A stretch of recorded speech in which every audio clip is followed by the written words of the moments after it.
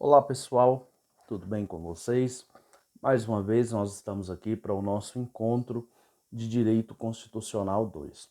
Nós estamos na nossa terceira aula de Direito Constitucional 2 e essa terceira aula a gente vai estudar a entidade federativa da União. A gente vai estudar a República Federativa do Brasil. Nas outras aulas, nós vimos na nossa primeira aula o que é o Estado, quais são os seus elementos, né? Vemos que o Estado ele compõe de soberania, compõe de povo e de um território. Vimos também, né, alguns princípios, né, inerentes ao Estado, né, e, e caminhando na nossa segunda aula, a gente viu as principais características dos modelos de estados, né, das formas de Estado. Vimos aí que esse estado ele pode ser um estado unitário, né, onde eu concentro as atividades políticas e administrativas, e também eu posso ter aquilo que nós chamamos de estado federado. O que seria esse estado federado? Seria aquele tipo de estado onde tem uma separação, né, uma divisão de competências, né, onde eu tenho aí uma descentralização política, né, uma desconcentração política. Então esse é o Estado unitário. Vimos também na aula anterior, na aula de número 2, que o federalismo ele pode vir de algumas formas, né? Pode ser um federalismo por agregação, um federalismo por segregação, né? Tem também o chamado federalismo equilíbrio, mas tudo isso visa o quê? Preservar o pacto federativo, né? E preservar a harmonia dentro do território nacional. Então, na aula também anterior, nós estudamos que o território nacional é dividido em unidades federativas. Essas unidades federativas estão classificadas dentro da Constituição, elas estão dentro do texto constitucional e elas garantem que exista frações menores de território. Então existe, né, uma fração maior, que é a unidade federativa da União.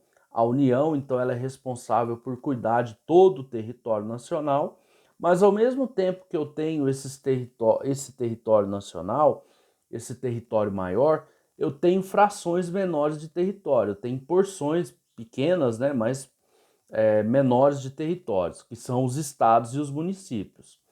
Os estados, esses estados a gente tem aqui no Brasil 26 estados, né, mais o Distrito Federal, e nós temos também os municípios. Então, o território brasileiro, né, a Federação Brasileira, ela é composta de um ente federativo nacional, que é a República Federativa do Brasil, e uma fração menor de território, que são os Estados-membros e os municípios. E também na aula passada, nós começamos a estudar, né, começamos a introduzir o estudo sobre a República Federativa do Brasil. E nessa aula a gente vai ver todas as características dessa República Federativa do Brasil. Eu convido você a abrir a Constituição da República no artigo 1º, né, da Constituição Federal do Brasil, Constituição Federal de 88, para que a gente possa entender, né, os fundamentos da República Federativa do Brasil. Então, pessoal, o artigo 1º ele vai dizer o seguinte, que a República Federativa do Brasil, né, o ente federativo da União, ele é formado pela união indissolúvel dos estados, dos municípios e do Distrito Federal. Então, eu tenho a República, né, do Brasil, a União Federal, ela é formada pelos estados e os municípios. Então, eu tenho que obrigatoriamente considerar os estados-membros, que são 26 estados, e os municípios, né? Constitui-se em Estado Democrático de Direito. O que significa dizer que esse Estado, que é o Estado Democrático de Direito? Essa nação que tem por princípios, né, o respeito a uma Constituição, o respeito aos direitos e garantias fundamentais, o respeito às liberdades individuais do cidadão. Isso é o que chamamos de Estado Democrático de Direito. E ela tem, então, alguns fundamentos, né? Esses fundamentos são 5 fundamentos, né? E eles estão dentro do artigo 1º. Vamos ver esses fundamentos? O primeiro fundamento fala da soberania. O que significa dizer que a República Federativa do Brasil é uma república soberana? Ela tem soberania, né? Ela tem instituições políticas próprias, ela tem uma organização política própria, e essa organização política, essa instituição de estruturas políticas, elas têm que ser respeitadas dentro do território nacional, mas também fora dele.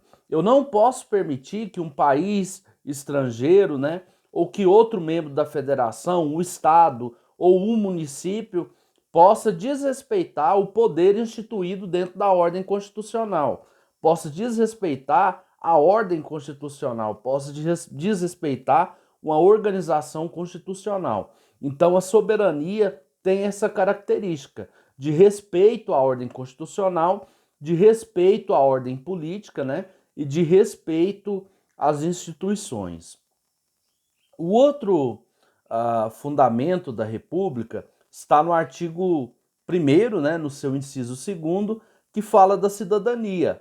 Então, quando a gente fala de cidadania, eu tenho que lembrar da ideia de que todo povo que compõe a estrutura política do Brasil, eles são chamados cidadãos. Eles têm direito de participar da vida da política, né? Da vida política, das decisões que são tomadas dentro dos estados, dentro dos municípios, né?